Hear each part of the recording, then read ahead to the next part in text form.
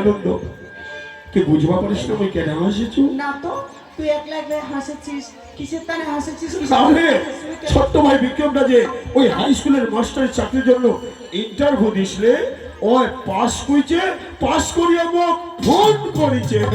ও, আমার বিক্রম তাহলে পাস করে গেছে? হ্যাঁ। সত্যি তো, এটা আমার খুব আনন্দের কথা।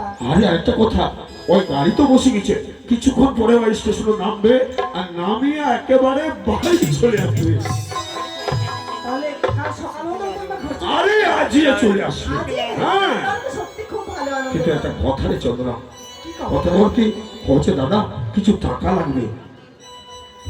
টাকা লাগবে? হ্যাঁ, তা আজকালকার দিনে চাকরির বাজারে টাকা ছাড়া চাকরি হয় না। টাকা ছাড়া তো একেবারে চাকরি হয় না।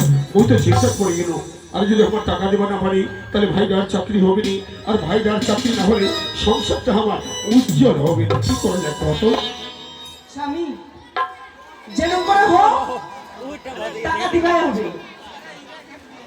কেনাতে বিক্রমের চাকরিখানে খুব দরকার।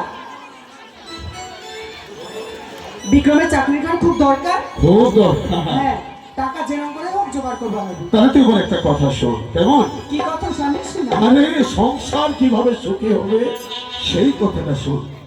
ও সংসারের সুখের কথা শোনা তাহলে।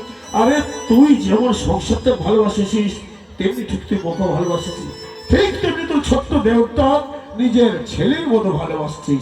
আজ তোর নিজের দেওয়ার হয়, আর তোর নিজের ছেলে আর ওই বাড়ি আসছে দাদা বৌদির কাছে কহল যে দাদা বৌদি কয়া টাকা জোগাড় করে রাখো, মুই ইন্টারভিউ পাস করেছি।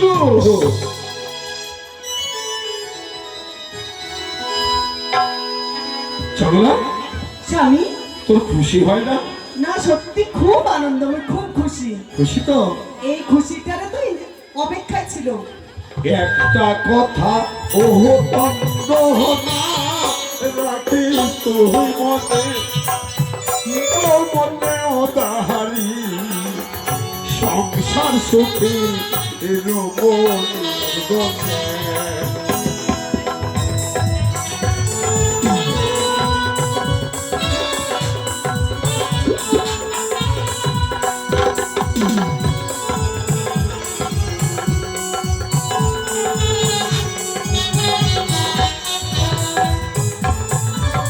চন্দনা, স্বামী, সংসার কিভাবে সুখী হয় জানিস?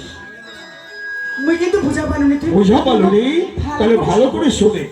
একটা কথা ওহ চন্দনা রাখিস তুই মনে, ও মনে ও তাহারি সংসার সুখী রমণী গুণে। তাই নাকি?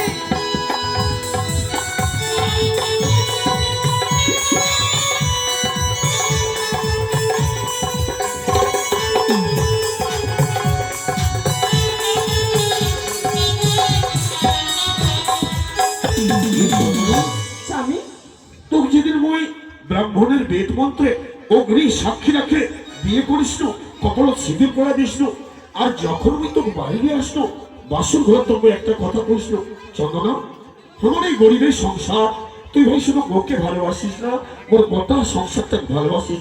সত্যি এতদিন হয়ে গিয়ে তুই সংসার এমন ভাবে সংসারটা সাজালো, মই খুব খুশি রে চন্দনা। স্বামী, প্রত্যেকটা মেয়ে, প্রত্যেকটা নারীর কর্তব্য নিজের বাবার বাড়ি ছেড়ে আসার পর স্বামীর সংসার তার সংসার, তার বাবা মা তার বাবা মা, তার ভাই বোন তার ভাই বোন। চন্দনা, তোর কথা শুনে আমার খুব ভালো লাগে, তাহলে আরো শুনিস। আর হচ্ছে ভাইটার হবে মাস্টারি চাকরি, টাকার দরকার, আমার অভাবের সংসার, টাকা হয় না যে জোগাড়, চাকরি খানে একান্ত দরকার।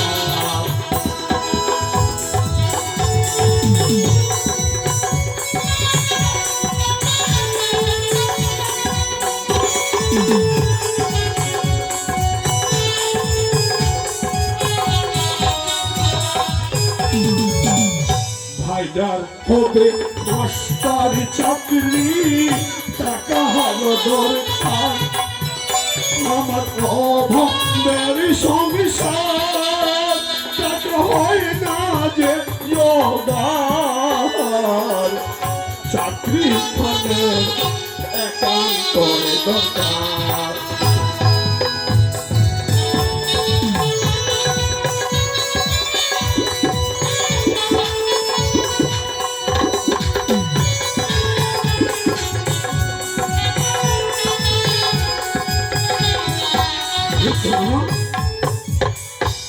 ভাইদের হবে মাস্টারি চাকরি টাকারও দরকার আমার অভাবের সংসার চাকরিখানে সত্যি একান্তই দরকার একান্তই দরকার।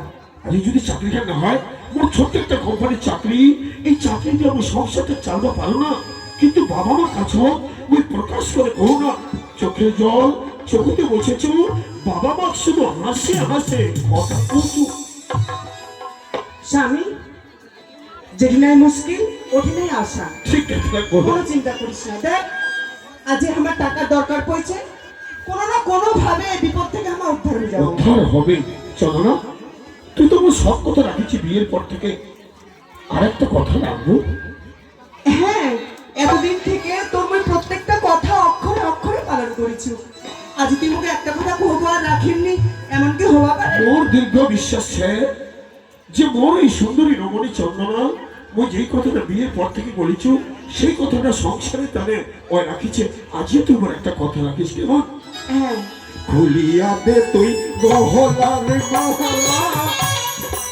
তোর চুরি ভাইজার হইলে চাকুরি সংসার হইবে সুখী বড় কথা কেনে বুঝিতে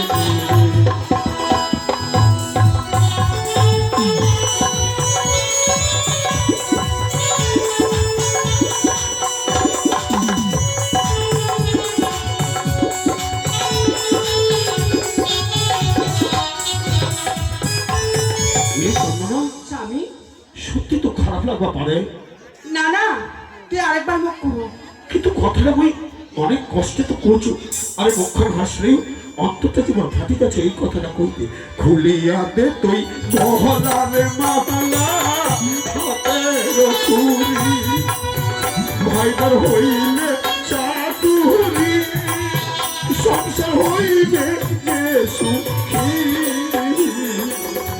মোর কথা কেন বুঝিস